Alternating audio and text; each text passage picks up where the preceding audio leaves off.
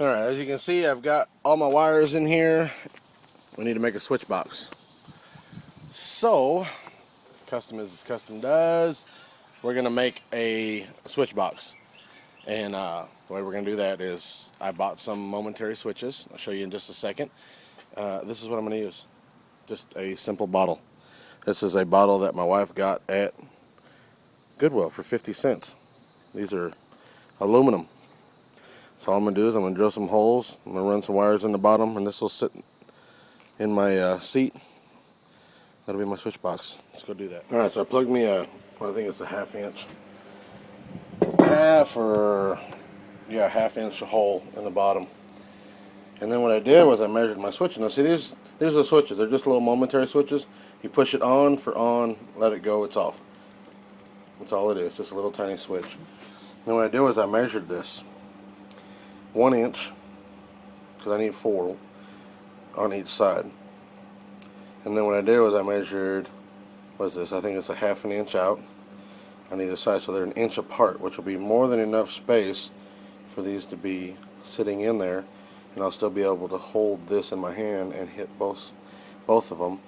I think what I'm going to do is I'm going to do the front up and down here and the rear up and down here, or I may do them opposite of that and have them, I don't know, I got to figure that part of it out. Here, I got my holes drilled. Put my little switches in there. They're not wired in yet. Let's see. I'll be able to just work it just like that. It'll go with the contour of my hand.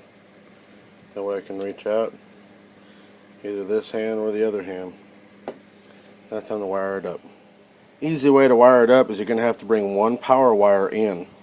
One power wire, and it connects to one side of each one of these switches. Then you take all your valve wires and bring it in and hook one up to each one of these for each valve that you want, whichever order you want them in. If you want these sides to be all up and these sides to be all down, whichever way you want to wire it, you can put them anywhere you want to, but just make sure that the one power wire comes in and loops to each one of these. Alright, here it is. I had to make an access panel on the back, which I'm going to cover that with just a piece of duct tape.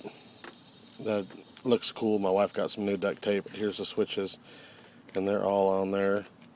And all I gotta do is wire them up. So then what I did was I pulled it through, and I put a electrical tape plug on the back side so it doesn't pull the wiring any more than what it needs to.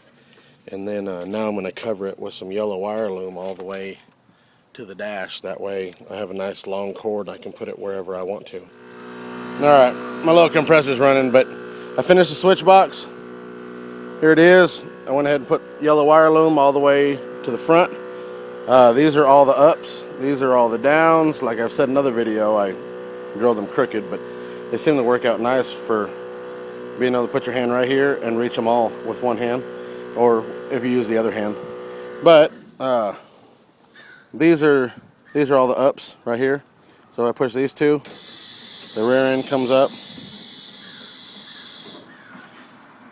and if I push them all down,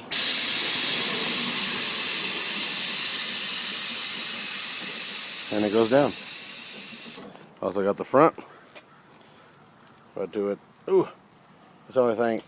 It's made for my right hand. And there's all the way up, and here's all the way down.